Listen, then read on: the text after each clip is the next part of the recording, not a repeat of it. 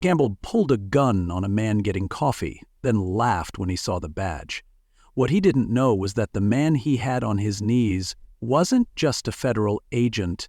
He was the deputy chief of the United States Secret Service. Within minutes, 3 black SUVs rolled in, the gas station turned into a federal crime scene, and the officer's authority vanished in front of a crowd recording every second. This isn't just a story about a traffic stop gone wrong. It's about what happens when silence holds power, when dignity stands its ground, and when the truth walks out of a gas station with dust on its knees, but its head still high. If you think you've seen how injustice plays out, wait until you see what happens when the system pulls a gun on itself. But first, leave a comment below to let us know where you are watching from, and if you like fascinating stories like this, don't forget to hit that subscribe button because tomorrow we have another incredible story, and there are many surprises waiting for you in the next parts. It started on an ordinary Tuesday in Spartanburg, South Carolina. Ordinary if you weren't the man with federal clearance trying to buy a black coffee. Quentin Dre wasn't wearing sunglasses or a grin. He didn't swagger or shout. He parked the unmarked SUV next to Pump 6, stepped out in a charcoal suit with an earpiece in one ear and the glint of a badge just barely visible beneath his coat. He looked like what he was, someone who belonged, but that's the thing. Sometimes the problem isn't what you do, it's who you are. And for one local deputy with a loaded opinion and a heavier ego, Quentin's presence looked like a problem that needed to be stopped before it started. Officer Ray Denslow rolled in crooked, cruiser straddling the lines like he owned the asphalt, eyes behind aviators like a man auditioning for a role no one offered. He saw the vehicle, he saw the man, but what he didn't see was the mistake he was about to make.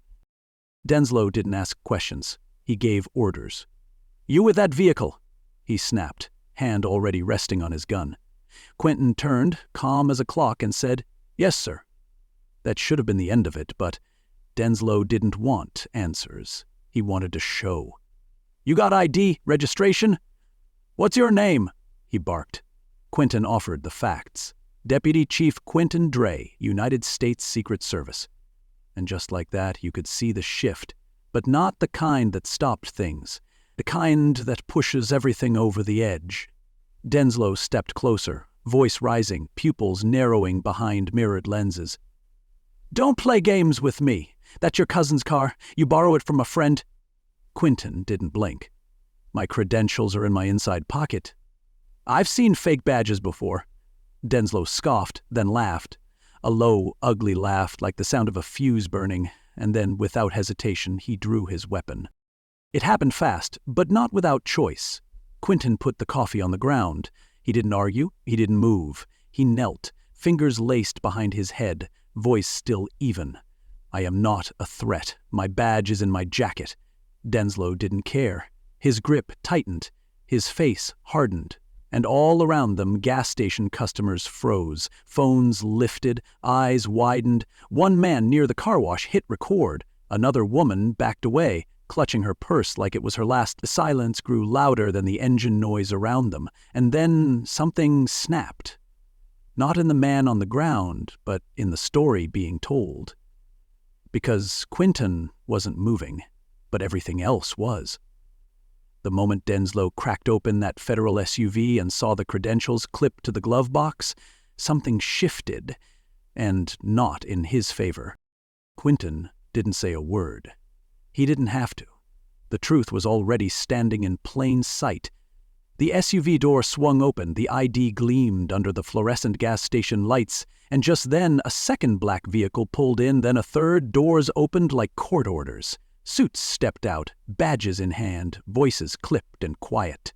Officer Ray Denslow, once chest out and gun first, now found himself the center of a slow, silent takedown he never saw coming.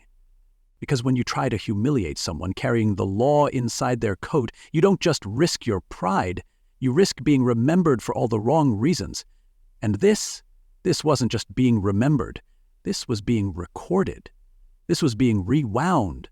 This was being exposed. So if you think silence is weakness or that calm means surrender, remember this moment. The man on his knees got up with dignity. The man with the gun lost more than control. And the truth? The truth never raised its voice. It didn't have to. The officer's hand didn't shake, but his reasoning did. He stood there, breathing heavy, gun aimed with confidence that cracked under its own pressure. Quentin remained still, his silhouette kneeling beside a spilled cup of coffee that now steamed against the pavement like a silent protest. The crowd didn't scream, they didn't charge, they filmed. Like witnesses, like jurors, like a wall of accountability wrapped in denim, sweatshirts, and disbelief. Phones rose like a second line of defense, screens glowing, fingers trembling not from fear, but from fury. Because everyone watching knew what could have happened. They'd seen it before. But this time, the man in the suit didn't blink, and the man with the badge didn't know he was being watched from every angle. And then, just as silence set in, a kid no older than 12 whispered to his mom, "Why's he got a gun out?" That man didn't even yell. Suspicion wasn't the threat. The threat was that a man didn't look scared enough to make Denslow feel big. Then came the real mistake, the one that couldn't be laughed off or talked down. Denslow circled the SUV like a predator playing soldier, jerked open the door and reached inside. In that instant, his performance turned into a violation. This wasn't just a breach, it was a federal offense. Government plates weren't decoration. That vehicle wasn't just steel and tinted glass, it was a boundary. And the moment he crossed it, he walked into the crime he thought he was preventing. Quentin didn't lunge, he didn't shout. He just said, loud enough for every phone mic to catch, "You just opened a secure federal vehicle without cause." And right there, for the first time, Denslow hesitated, just a blink, just long enough for the irony to settle in. The man being accused of impersonating authority was the only one in that parking lot actually following the rules. That's when the air shifted.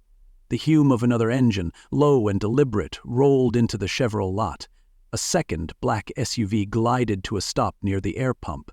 The passenger door opened with no rush, just purpose. Out stepped a tall woman in all black, earpiece in, credentials tucked against her chest. Her pace didn't quicken. It cut. She didn't walk into the scene. She cleared the air like a wind pushing out smoke. Her voice came even before her name. "Dry status?" Quentin responded without turning his head. "Non-compliant local officer, drawn weapon, unauthorized entry into a federal unit. I have not resisted." The woman turned to Denslow, her tone hard as glass. "You want to explain what the hell you're doing?"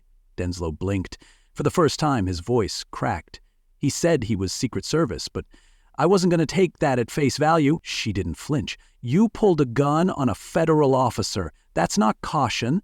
That's a felony." And before he could stutter another excuse, she cut him down clean. "Don't finish that sentence. You've already said too much." But the shift didn't stop there. A third SUV arrived, this one faster, sharper. 2 men in suits stepped out. No sunglasses, no hesitation. One approached Quentin, knelt just long enough to ask, "Deputy Chief Dre, are you injured?" "No, sir." Body cams rolling, civilian footage confirmed. Local law enforcement failed to verify credentials before escalation. "Confirmed," Quentin said, still kneeling, still calm. "You may stand," the agent said.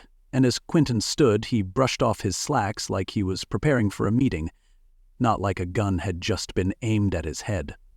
Meanwhile, Denslow's posture deflated. His voice still tried to hold on to something, anything. "You people think you can come down here and walk all over procedure." The agent turned to him and replied, "You're now the subject of a federal misconduct investigation." And just like that, the story flipped again, not with handcuffs, not with sirens, but with eyes, with phones, with facts. The crowd didn't cheer. They didn't jeer. They just kept recording, because they knew what it meant to capture the exact moment when accountability starts breathing. A woman near Pump 2 turned to her son and whispered, "You see that? You stand tall without shouting. That's how you do it." Another man muttered, "They got him. They actually got him." And yet, the loudest message didn't come from the agents or the phones. It came from the way Quentin stood. Unshaken, undiminished. He had been on his knees. Now he stood taller than the man who tried to put him there. He stayed calm because noise gets you headlines, but quiet gives you proof. Proof that control isn't always who speaks the loudest. Sometimes it's who waits, who watches, who endures without blinking until the truth shows up in a black SUV and tells the world what really happened. If you're still watching, then you're part of it now. Part of the reason men like Denslow don't get to write the story and walk away. So don't look away. Don't forget what you just saw. Share it. Because the man who stayed silent just reminded us all how loud dignity can be. And if you believe that silence with truth beats shouting with fear, hit that subscribe button right now, not for him, but for every moment like this one that never got recorded. Let's make sure the next one does. They didn't rush, they didn't shout, they didn't draw, they arrived like policy with a pulse, measured, deliberate, and unmistakably in charge. The next wave of agents moved with the kind of confidence that doesn't come from ego, but from jurisdiction. One man stepped forward with silver at his temples, a posture that spoke fluent authority, without opening his mouth. His badge wasn't flashed for drama. It was revealed like a verdict. Supervisory Special Agent Mercer, United States Secret Service.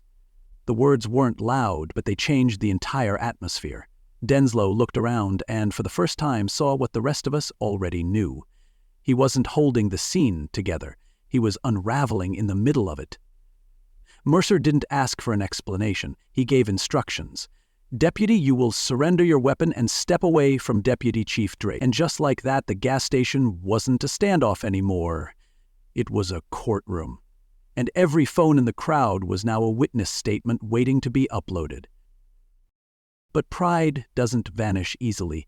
Denslow stayed stiff, jaw tight, hand hovering too close to his belt. His voice came out sharp, brittle. You're serious? I did what I thought was right. Mercer didn't blink. You thought wrong. Still, Denslow argued, standing like a man who believes if he talks loud enough, facts will change shape. This isn't how things are done around here, he muttered, eyes darting to the gathering crowd, to the agents now quietly spreading out across the lot. Mercer stepped forward again, low voice steady as steel. No, Deputy. That's exactly the problem.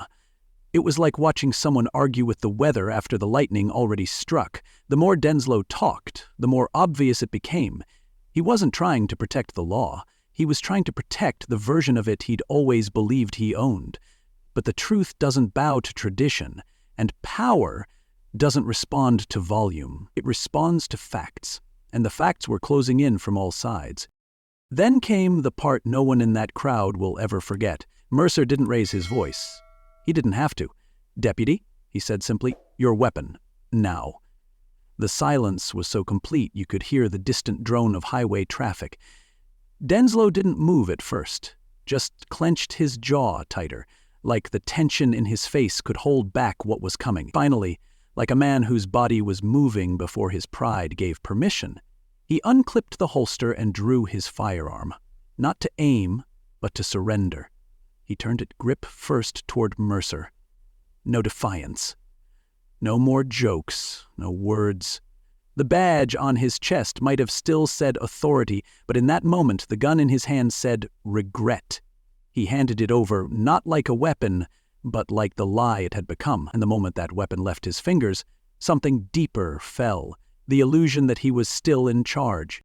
From across the parking lot, the crowd reacted not with cheers, but with conviction. I got it all on video, someone shouted. I was filming the whole time, man, another called. Voices echoed from every corner. Phones waved in the air like affidavits, people offering to share the footage not for clout, but because they knew how close that morning came to becoming a tragedy. The man who had knelt was now standing, and the man who had stood with a gun drawn was now surrounded, disarmed, and exposed. For once, accountability wasn't just a press release. It was people with proof, and they weren't letting go. You can't outrun what the world sees, especially when the truth is streaming in 1080p and the story isn't just a headline, it's a reckoning caught in motion. Quinton didn't ask for this moment. He didn't pose for it. But that didn't stop it from becoming real. that didn't stop it from becoming evidence.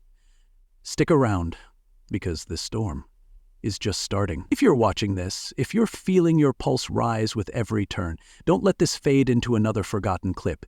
Share this moment. Subscribe. Speak this truth louder than the lie that tried to bury it, because silence might protect you in the moment, but evidence? That's what protects everyone after. Let's keep the camera rolling, because the reckoning is only just beginning. Quentin didn't want the cameras. He didn't want the podium, the retweets, or the applause. He didn't want to be a hashtag.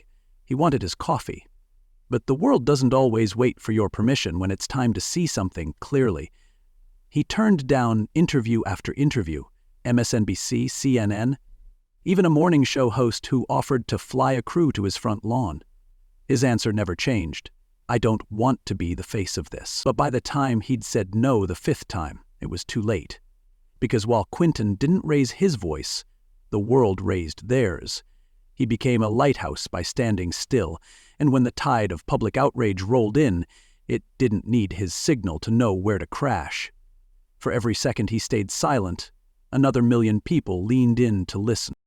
Inside the Department of Homeland Security, the ripple turned tidal.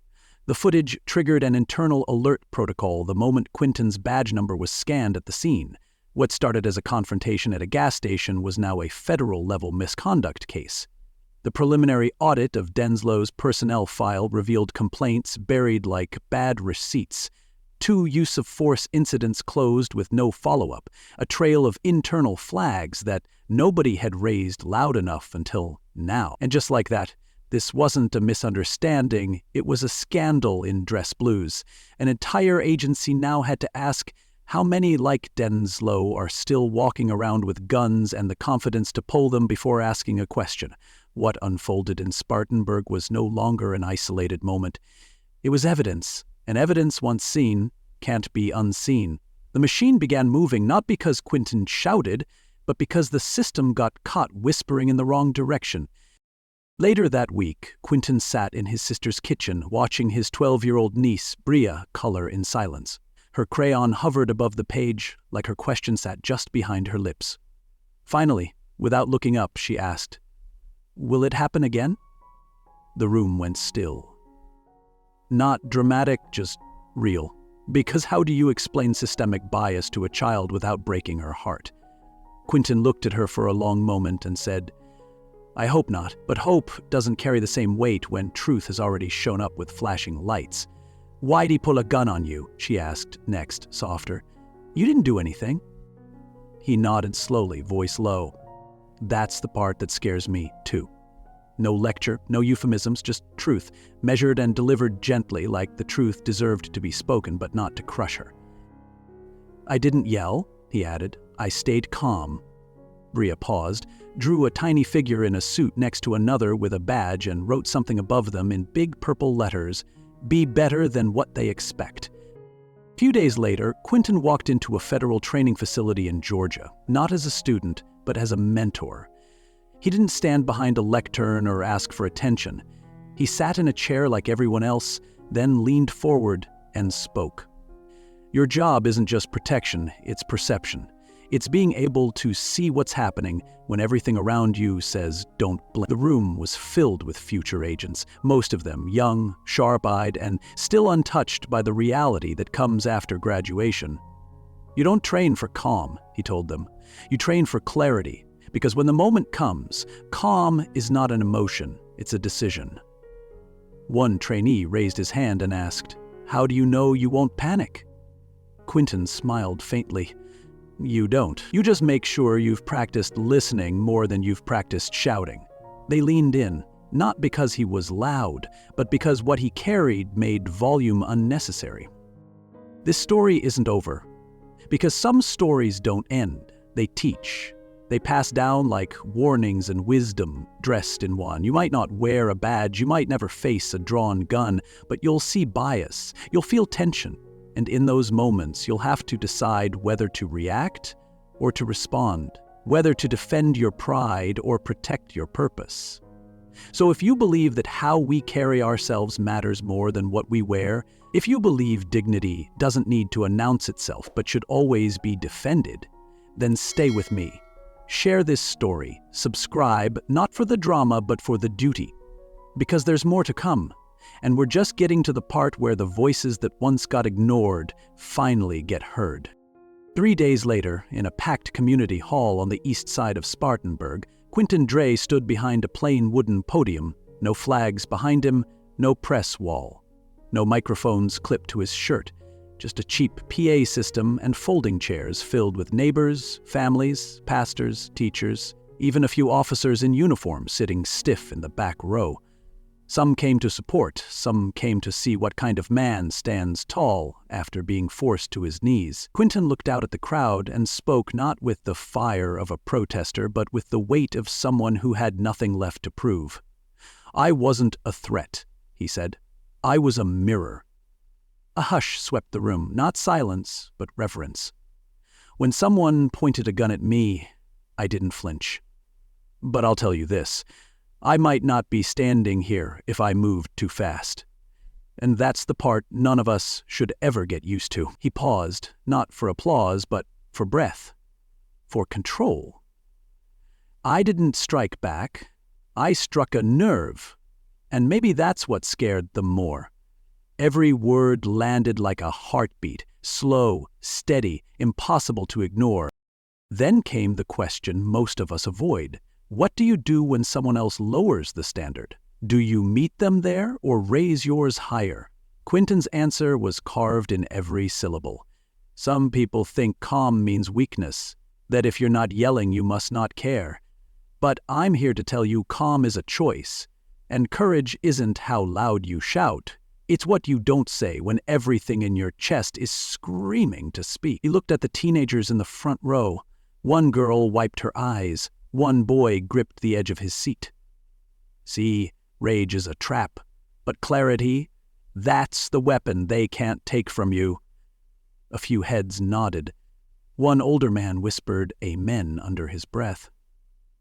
Because when you've lived long enough, you learn. Strength that's quiet leaves the deepest mark. After the speech, an older gentleman approached him.